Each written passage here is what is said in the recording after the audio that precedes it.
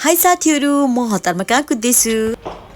Hello साथीहरू नमस्ते सेयमना म टिना राईको तर्फबाट सबैलाई फेरि पनि नमस्ते। हामी चाहिँ आज आफ्टर लङ टाइम पछि बाहिर यसो घुम्न जान लागेको। यही टाइममा यसो एउटा मिनी ब्लग पनि बनाउन त भनेर बनाउन। यो चाहिँ मेरो आजको आउटफिट हो। तर समर लागिसक्यो नि त यहाँनिर त साथीहरू, गर्मी भइसक्यो कि बाहिर चाहिँ एकदमै धेरै गर्मी छ। यो हाम्रो बस कविता हिँड्दै हुनुहुन्छ है। ठुलो त यही ठिक हो कि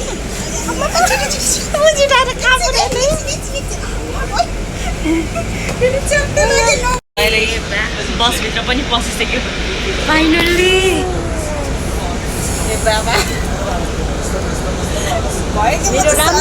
हिँड्दैछु कन्टिन्यू। कपालले धोका दियो के माया। बिचारा मेरो मायालाई कपालले धोका दियो रे, अनि मलाई चाहिँ दिँदैन है। दिँदैन है, बानेर आछ नि त। त्यही हो, यहाँनिर सानो एउटा रोड छ त्यो क्रस गर्ने, अनि त्यसपछि चाहिँ उता हो। का यो साइडमा कि उता साइडमा? यो साइडमा, यो साइडमा। त्यो घामहरूले त्यति देखेकै छैन क्या। यो चाहिँ बिल्डिङहरू हो, अनि हामी चाहिँ on the way guys, we are here nearby destination.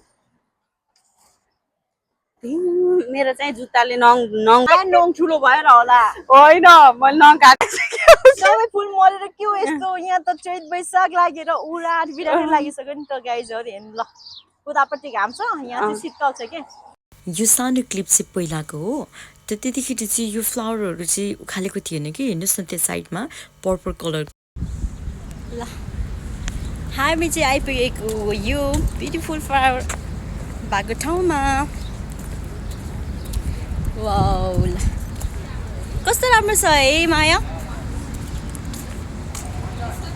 साथीहरू हामी चाहिँ यहाँ आज घुम्न आएको। मेरो साथी यहाँ हुनुहुन्छ, अनि म यहाँ। हेर्नुहोस् है, यो एकदम ब्युटिफुल प्लेस हो।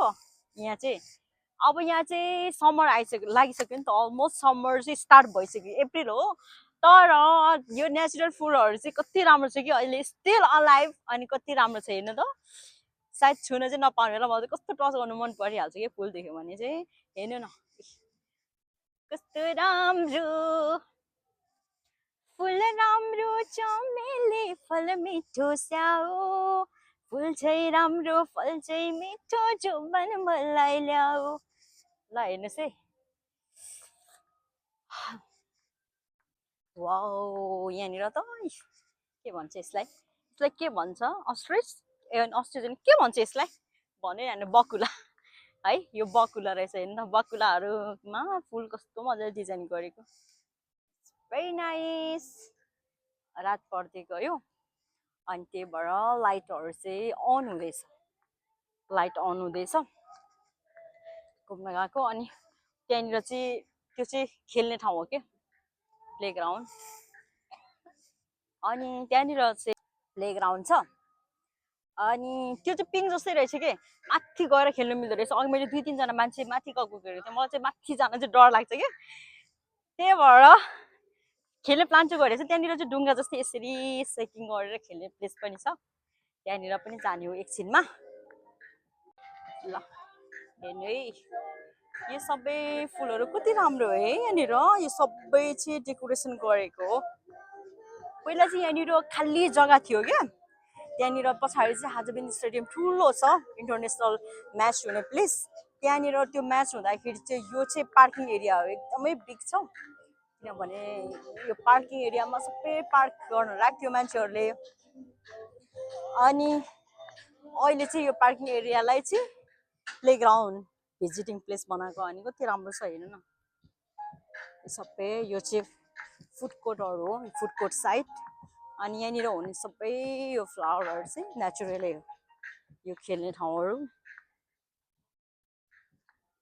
यो पनि खेल्नु मिल्छ, त्यो पनि खेल्ने, यो सबै खेल्ने हो, खेल्ने ठाउँहरू। अनि यो सबै फुलहरू यसरी नै घुम्दै ओर्दै आजको दिन चाहिँ बितेछ मेरो।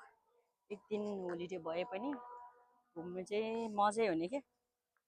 यो चाहिँ पिङ जस्तै यो टावर छ नि यो चाहिँ पिङ जस्तै हो यो चाहिँ खेल्नु मिल्छ मजाले यो चाहिँ यस्तो छ अनि यहाँनिर फुड कोर्टहरू डङ्किन पनि रहेछ तातो अरे अनि प्लेग्राउन्ड यो खेल्नु पनि मिल्ने खेल्ने ठाउँ अलमोस्ट रात परिसक्यो कि साथीहरू घुम्दा घुम्दै है सो म चाहिँ अब फर्किने बेला हुँदैछ घुम्दै यो ठाउँहरू चाहिँ यदि तपाईँहरू चाहिँ कोही साथीहरू यहाँ नजिकै यो चाहिँ जिमीमा छ हाजबिन स्टेडियमको छेउमै पर्छ यहाँनिर चाहिँ धेरैवटा बसहरू लाग्छ तर यहाँनिर अल्तोतिर चाहिँ अल्तो या पार्क छ त्यहाँनिर झरेर यता आए पनि भयो तर त्योभन्दा अगाडि चाहिँ तपाईँ झरेर आउनुहुन्छ भने चाहिँ त्यहाँनिर पर अलान एफसी हाजबिन स्टेडियम छ नि हो त्यहाँनिर झरेर त्यहाँबाट चाहिँ हिँडेर आउन सक्नुहुन्छ किनभने डाइरेक्ट बस स्टेसन चाहिँ यसको इन्ट्रान्स डोरनिर चाहिँ छैन रहेछ अनि त्यही भएर तपाईँहरू चाहिँ हिँडेर आउनुपर्ने छ यो ब्युटिफुल प्लेस घुम्नको लागि र एकदमै रमाइलो छ अनि क्राउड चाहिँ छैन कि यहाँनिर त्यति धेरै मान्छेहरू पनि छैन क्राउड पनि छैन एकदमै मजाले घुम्न सक्नुहुन्छ साथीहरूसँग आएर आफ्नो होलिडेमा टाइम स्पेन्ड गर्नलाई चाहिँ एकदमै राम्रो छ ऊ मेरो साथीको नेट सक्यो अरे मेरोमा चाहिँ डाटा छ अनि उहाँले चाहिँ हटस्पट चलाउँदै हुनुहुन्छ नि त मेरो साथीको चाहिँ सो उसको मोबाइल अलिक ह्याङ भयो अरे अनि बसिराख्नु भएको छ म चाहिँ यहाँ भिडियो बनाउँदै हिँडिराखेको क्या इन्ट्रान्स डोरहरू चाहिँ आउनु न नेट त मसँग छ नि त आयो ओके भयो ओके मलाई त त्यो भित्र नि जानु मन लागेको थियो त्यो भित्र त्यो छ नि त्यो भित्र त ऊ के अरे गलैचा सलैचा खोइ केहरू सेल गर्ने ठाउँ हो अरे ए भन्दै हुनुहुन्थ्यो ओ माया थाकेँ म त यो चप्पल लगायो भने झन् थाक्छ मेरो हालत यस्तो छ वासरुम जानु पर्यो भनेर यसो बस्नु भेटेको त वाउ सानो चिटिक्क परेको घर जस्तै अनि क्लिन रहेछ भित्र एकदमै हामी दुईजना पनि टिकटक फोटो खिच्न थाल्यौँ कि त्यहीँ गएर पनि फेरि केही बाँकी नछुट्ने हामी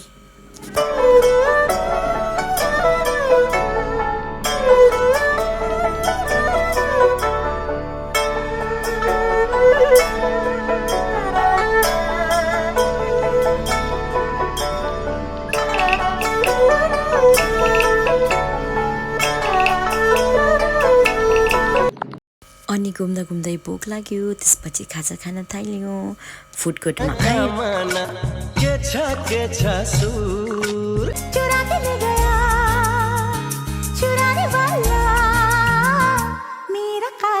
हामी दुईजना चाहिँ खुट्टा दुखुन्जेल घुम्यौँ रहर पुगुन्जेल टिकटक बनायौँ फोटो खिच्यौँ टन्नै अनि धेरै रमाइलो गऱ्यौँ त्यसपछि अब घुम्दा घुम्दै रमाइलो गर्दा गर्दै घर जाने बेला भएछ त्यसैले हतार बस स्टप गएर बसमा चढेर घर फर्क्यौँ हामी दुईजना चाहिँ अनि साथीहरू हाम्रो भिडियो कस्तो लाग्यो थ्याङ्क यू फर